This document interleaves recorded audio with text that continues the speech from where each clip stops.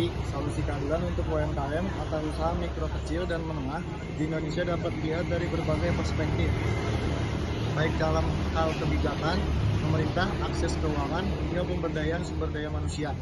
Beberapa solusi yang dapat diimplementasikan untuk mendukung UMKM Indonesia antara lain. Mulai dari yang pertama, peningkatan akses pembiayaan.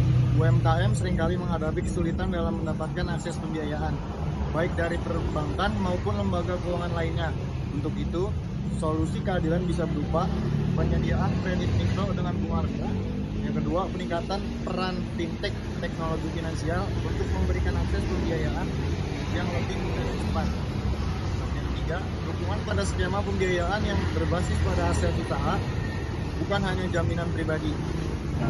Perkenalkan dulu Bang, nama saya Keiko Bang dari Kampus BSI. Saya mau wawancara dengan tugas KWKN. Pertanyaan pertama, Apa dampak dari kurangnya keadilan sosial di masyarakat?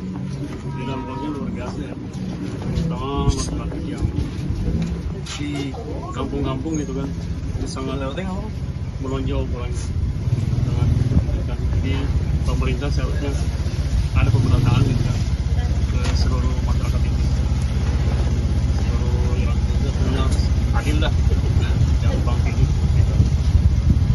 nah yang terakhir ya Pak, harapan Bapak kepada pemerintah untuk UMKM seperti Bapak sih apa ya Pak? Ya bisa dibantu pemerintah, apalagi pemerintah pusat gitu kan, UMKM pada masyarakat ini seperti saya gini kan, pedagang gini ya, terutama Pemda setempat lah harusnya dibantu. Udah Pak, makasih untuk wawancaranya. Iya Pak. Pak lagi Pak, sama-sama. Oke, 3. Yang kedua, penyederhanaan regulasi.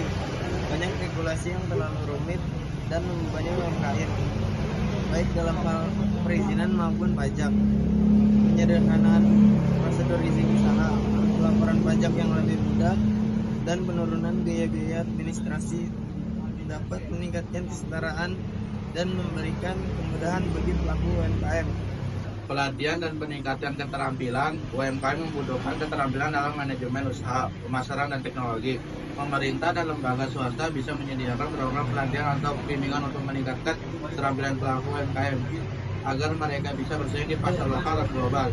Ini juga mencukupi pelatihan dalam digitalisasi usaha untuk membuka peluang yang baru.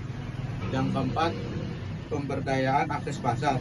Memfasilitasi UMKM untuk masuk ke pasar yang lebih luas, baik domestik maupun internasional. Ini bisa dilakukan dengan cara membantu UMKM mengakses platform digital atau komersi, membuat program pemasaran bersama untuk UMKM agar mereka bisa menjangkau konsumen yang lebih luas, mengadakan pameran baik offline maupun online untuk mengenal produk UMKM kepada pasar global. Ini Bang, sebelumnya nama Bang Wijaya Kusuma. Saya mau nanya nih, mengapa sih keadilan sosial penting bagi masyarakat?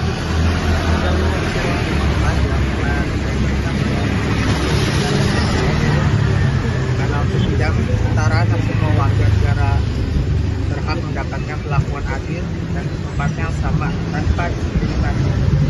Kedua, mengurangi kesenjangan sosial. Keadilan sosial dapat mengurangi kesenjangan pendidikan dan kesehatan.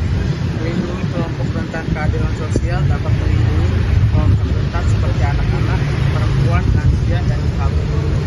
Terima kasih ya. Berkait doa. Apa pesan dan harapan untuk pemerintah? Harapan saya sih pemerintah lebih peduli sama pedagang. Ya kalau bisa dikasih modal, kalau bisa dikasih tempat yang layak, yang bagus, yang jangan lagi berantem. Oke.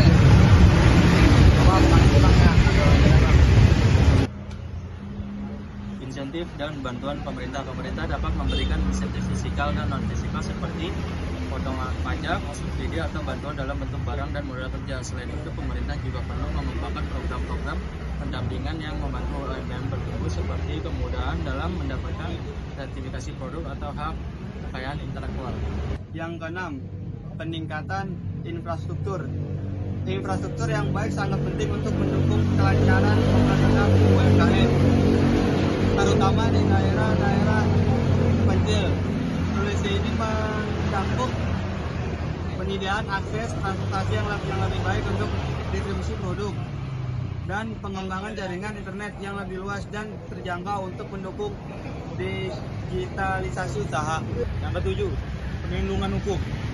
Perlindungan hukum bagi UMKM juga perlu diperkuat, terutama dalam hal hak kekayaan intelektual, hak akses produk, serta perlindungan dari persaingan usaha yang tidak sehat.